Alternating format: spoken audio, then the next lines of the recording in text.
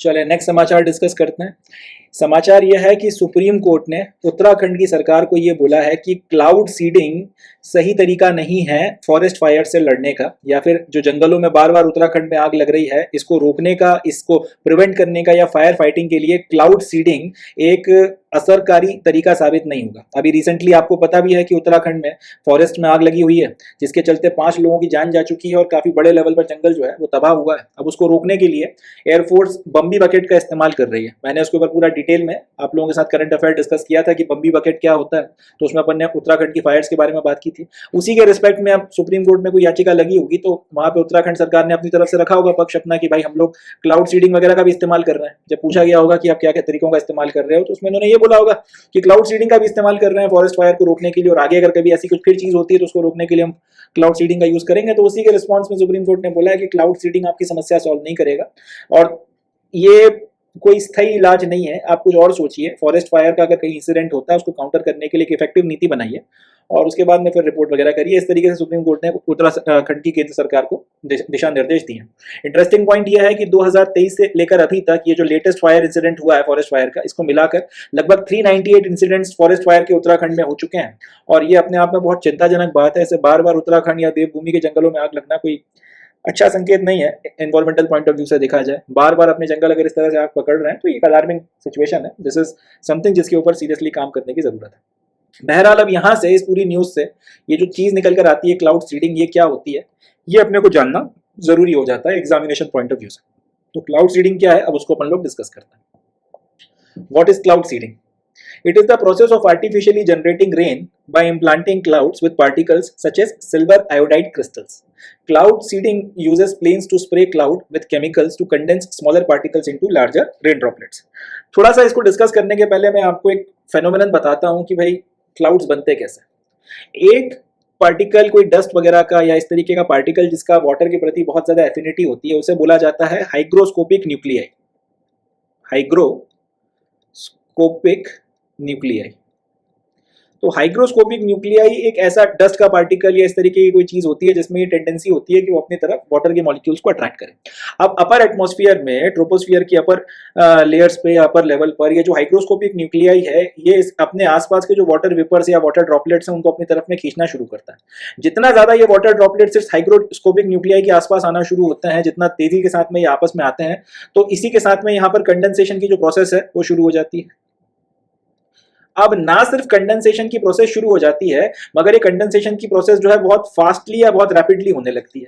इस कंडेंसेशन की प्रोसेस के फास्ट या रैपिडली होने के चलते क्लाउड फॉर्मेशन होता है और ना सिर्फ क्लाउड फॉर्मेशन होता है, इस तरीके के क्लाउड बनते हैं जिसमें काफी बड़ी मात्रा में वाटर ड्रॉपलेट्स होती हैं या फिर काफी बड़ी मात्रा में आइस क्रिस्टल्स या पानी जो है किसी ना किसी फॉर्म में मौजूद रहता है।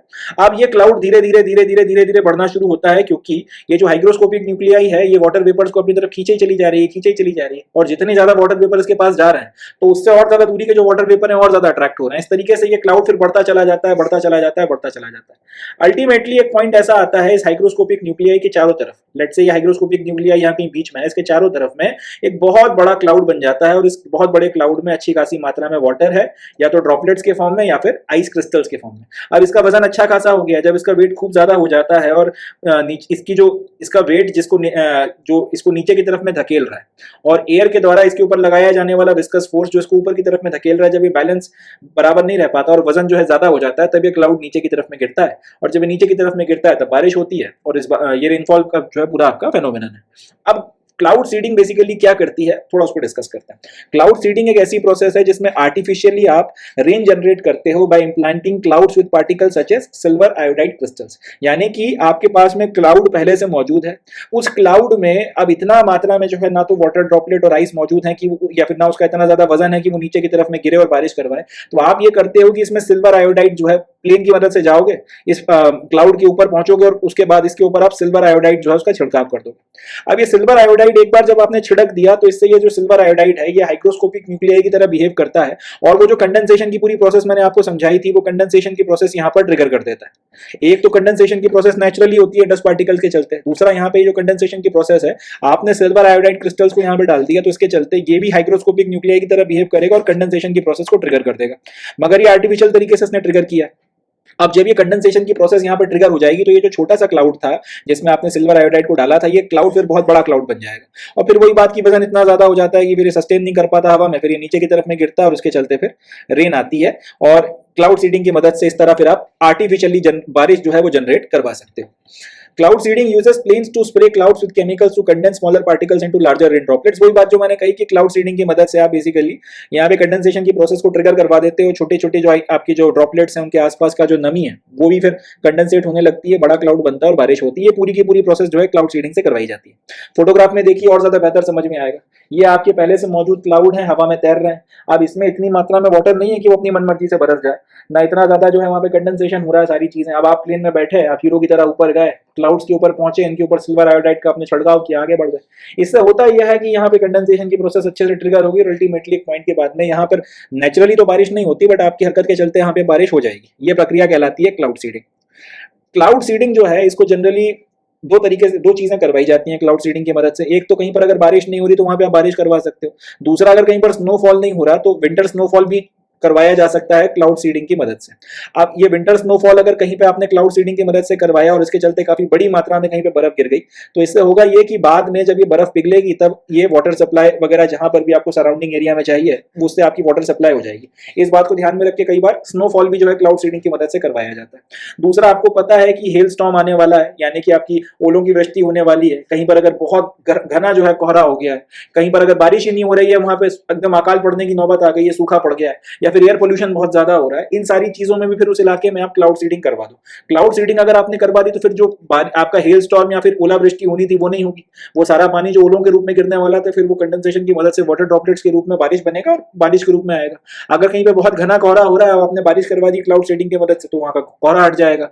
कहीं पर अगर बिल्कुल ही अकाल पड़ने वाली नौबत आ गई तो क्लाउड सीडिंग करा दो और उसकी मदद से बारिश होगी तो सामने वाली की एकदम जो मरने की स्थिति थी उससे वो बाहर आ जाएगा। और इसी तरह अगर एयर पोल्यूशन बहुत ज्यादा है तो ये तो बड़ा ऑब्वियस सी बात है, जब बारिश हो जाए तो माहौल मौसम जो एकदम से ही साफ हो जाता है, तो एयर पोल्यूशन वगैरह का जो भी इंपैक्ट है वो खत्म हो जाएगा। ये सारी चीजें क्लाउड सीडिंग की मदद से करवाई जा सकती हैं। हालांकि क्लाउड सीडिंग के अपने कुछ चैलेंजेस भी हैं। सबसे पहला क्लाउड सीडिंग का चैलेंज ये है कि अगर आप चाहते हो कि बारिश हो या फिर आप क्लाउड सीडिंग की मदद से बारिश करा दो, तो आपके पास जो पहली रिक्वायरमेंट है वो ये है कि जो क्लाउड है उसमें मॉइस्चर पहले से होना चाहिए। बहुत ज्यादा मात्रा में ना हो, बट थोड़ी बहुत मात्रा में तो होना ही चाहिए। जैसे ये वाला क्लाउड है, इसमें अगर बिल्कुल भी नमी नहीं है, बिल्कुल ही पानी, बिल्कुल नाम मात्र का पानी नहीं है, और आपने ऊपर से सिल्वर आयोडाइड गिरा दिया, तो उससे फिर कोई फर्क नहीं पड़ने वाला। पहले से अगर इसमें कुछ मात्रा में थोड़ी बहुत नमी हो और उसके बाद फिर जो है आप क्लाउड सीडिंग करो और उसके चलते फिर कंडेंसेशन का फेनोमेनन ट्रिगर हो जाए, तब ये फिर जो छोटा मोटा अगर ये क्लाउड था तो ये बड़ा क्लाउड बन जाए तब बरसे, तब तो बात समझ में आती है। बट इसमें वो ताकत ही नहीं, इसमें पानी है ही नहीं और आप फिर लगे हुए हो कि क्लाउड सीडिंग करा के बारिश करवा लोगे, तब ये चीज फेल हो जाती है। तो पहली रिक्वायरमेंट ये है कि आपको मॉइस्चर से भरे हुए, पूरी तरह से नहीं तो कम से कम थोड़ी बहुत मात्रा में सही मगर मॉइस्चर से भरे हुए क्लाउड्स चाहिए जिनके ऊपर सिल्वर आयोडाइड फेंका जा सके। अगर वो है ही नहीं तो फिर आप करते रहो सिल्वर आयोडाइड का छिड़काव, उसके ऊपर क्लाउड सीडिंग नहीं होगी।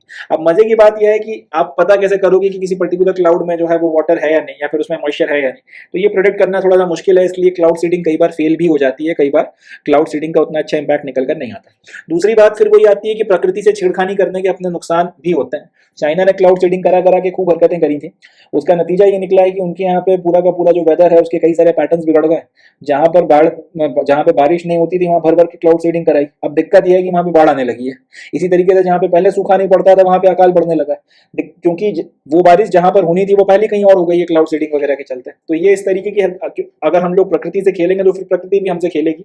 तो इसके कई सारे नेगेटिव इंपैक्ट भी हैं, इन्वायरमेंटल नेगेटिव इंपैक्ट भी होते हैं, हेल्थ के ऊपर भी पड़ते हैं। नेचुरल वाटर साइकिल आपकी इंपैक्ट हो जाती है, सॉइल कंटामिनेशन हो जाती है, क्योंकि सिल्वर आयोडाइड अगर बहुत मात्रा में डाल दिया तो फिर वो पानी के साथ में नीचे आता है, वो सॉइल को भी खराब करता है और ये जो आपकी वाटर बॉडीज हैं उनको भी नुकसान पहुंचाता है। इसके अलावा और भी जो आपका लोकल क्लाइमेट है उसके ऊपर इंपैक्ट पड़ता है। पता चला कि अब गर्मियों का मौसम है, अगर इंडिया की बात करते हैं, गर्मियों में अगर नॉर्थ इंडिया में खूब जमकर गर्मी नहीं पड़ेगी तो वो प्रेशर डिफरेंस क्रिएट नहीं होगा जिसके चलते मानसून आता है। पता चला आपने झमझमा के बारिश करवा दी जून और मई के महीने में, उसके चलते यहाँ पे ठंडा हो गया पूरा मौसम और वो प्रेशर डिफरेंस ही क्रिएट नहीं हुआ, तो पता चला मानसून की बारिश नहीं आई, मानसून फेल कर जाए। इस तरीके की चीजें भी हो सकती हैं। तो आप लोकल क्लाइमेट के ऊपर बहुत गलत इंपैक्ट डाल सकते हैं अगर इसका अति से ज्यादा इस्तेमाल किया गया तो। चाइना इसका क्लियर कट एग्जाम्पल है और वहां पे इस तरीके की चीजें हो रही हैं। तो ये जो है पूरा क्लाउड सीडिंग का फेनोमेनन है जो मैंने आप लोगों के साथ में डिस्कस किया। अब यहाँ से जो क्वेश्चन बनता है क्लाउड सीडिंग पे वो यही बनता है कि कौन सा केमिकल डाला जाता है क्लाउड सीडिंग वगैरह जब की जाती है? जवाब है सिल्वर आयोडाइड क्रिस्टल। अब यहीं से अगर ये बोला जाए कि आपने सिल्वर आयोडाइड डाल दिया और आपकी सारी समस्या खत्म हो गई, तो ऐसा भी नहीं होता। अगर क्लाउड में पानी है ही नहीं तो फिर दुनिया इधर की उधर हो जाए वो नहीं बरसेगा, है ना। सिल्वर आयोडाइड क्या करता है? हाइग्रोस्कोपिक न्यूक्लियाई का काम करता है, कंडेंसेशन ट्रिगर करता है और छोटे छोटे वाटर ड्रॉपलेट्स को बड़ा बनाता है। वहाँ के आसपास का जो दूसरे वाटर ड्रॉपलेट्स या वाटर वेपर्स हैं जो एयर में है उसको ड्रॉपलेट्स में कन्वर्ट कर कर और आपस में मिलाकर उनका साइज बढ़ाकर, ठीक है जी।